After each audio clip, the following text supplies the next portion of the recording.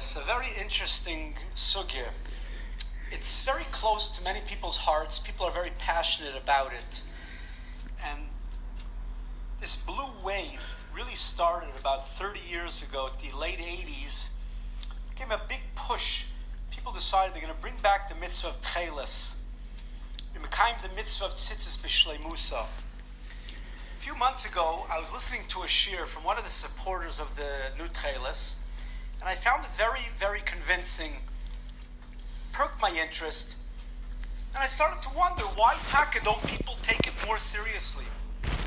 This is a mitzvah which, till now, people looked at it like it's a dormant mitzvah. It's a mitzvah which was haya, but lo yiyeh, droish v'kabel schar, something together like karbonis that we don't have today. You learn it, droish v'kabel schar, but it's not something that will be until Yimais HaMashiach. But the truth is that the mitzvah of tzitzis is not limited to any zman. It was naik before the Beis HaMikdash, it was naik during the Beis HaMikdash, and there's a mitzvah of tzitzis of techeles, afilu lachar zman achar churban habayis. So why taka can't we bring back the mitzvah of tzitzis b'shleimusa with the techeles? Shortly after that, I was walking in the yeshiva and I noticed that they were selling a kuntris. It's called Levush Aron. It was written by one of the supporters of the new techeles, the murex trunkless. And I went through it and it was very, very interesting. It brings many, many rayas that fit in. It's miyashiv chazal. And any kashas that are asked on the murex is miyashiv very, very handily and very, very convincingly. And so I decided that I'm going to delve into the sugya a little bit and see what could come out in my own learning of the sugya.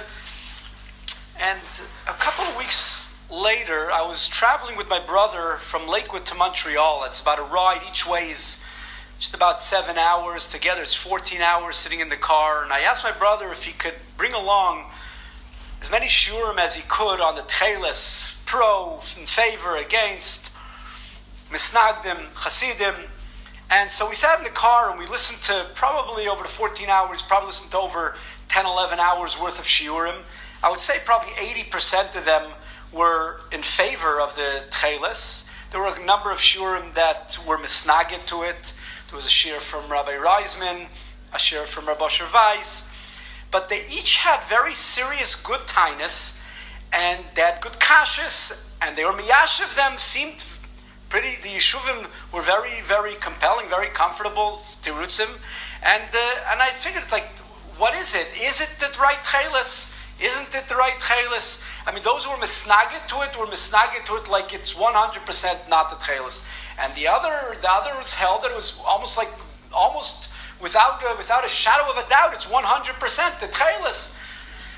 So I felt that such a sugya has to be learned from the bottom up. It has to be learned properly.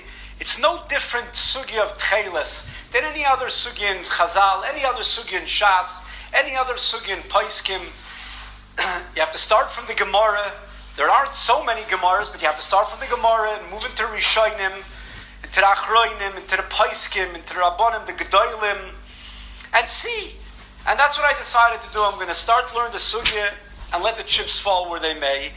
Like any other sugya, you can't judge from emotion. You have to use your seichel, judge from your seichel. You can't paskin from your heart. You have to paskin with your mind. You can't base any halachas on ashoris, on assumptions. A raya has to be a raya. It can't just be based on circumstantial evidence. True, a lot of times we use history, you use excavations, you use science rayas, but you have to know where the rayas are coming from, who's bringing those rayas, how bar they are, if there's any yeshuvim on them. Stam with hasharas ba'alma, you can't paskin. Just like you can't paskin in Ilchas Shabbos. You'll never find a paisik who's going to paskin in Ilchas Shabbos based on hasharas and based on assumptions and guessing. Same thing is over here. It's no different the sugya of techeles than any other sugya. Before I started giving the shiurim in the yeshiva, somebody came over to me, asked me, says, "What are you giving the shiurim on?" I told him I'm going to speak about the mitzvah of tzitzis, the Indian of techeles.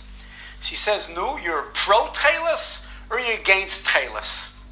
And I looked, and it really bothered me such a question. Are you for techeles or against techeles? Is there anybody who's against techeles? Everybody wants techeles. Everybody would chalash to wear techeles. Mekayim the mitzvah of tzitzis v'shleimusa. Who wouldn't want to be mekayim the mitzvah of techeles? It's only a shayla of whether or not this is techeles or not. Is this techeles or is not techeles? And it actually reminded me of a ma'aseh that happened many, many years ago when I was learning by Rav Motel Weinberg in Montreal. Anybody who knew Rav Motel knew that Rav Motel Weinberg, the Rosh Yeshiva, was a goyin oilam in Torah. His asmada was not shaykh. He had shiurim in just about every miktzaya in Shas. Mamish Adam Gadol Ad Moed. But people know him better. There are Motel's kanoyis. When he saw something that was out of line, he was mekanik kinas Hashem. He stood there, oimid ala peretz. It bothered him so much. And he was a kanoy, he was very taki, very strong, and that's not true. And it's also known that one of his biggest kanoyis was against Lubavitch. Bothered him very much. And I remember him one day, he used to give us shir every single day. And many times at the end of shir, he would say, turn off the tape recorders. And we turn off the tape recorders and he would just let out something that's on his mind, something that was going on then, something political, whatever it was. And one day he comes in and before he even started shir, he says, don't turn on the tape recorders. I want to say something. He says that morning, he had to meet somebody right outside the yeshiva at the corner of Deacon and Van Horn.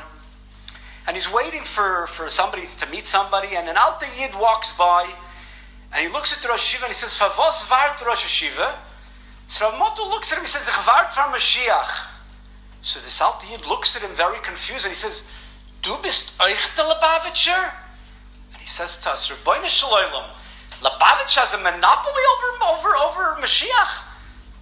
We all want Mashiach. We all believe in Mashiach. It came to a point that if you're not a Lubavitcher, you don't believe in Mashiach.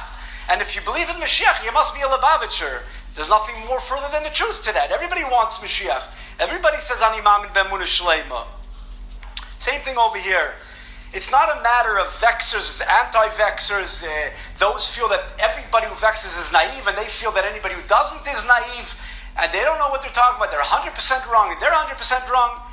Everybody is maskim that there's a mitzvah of techeles.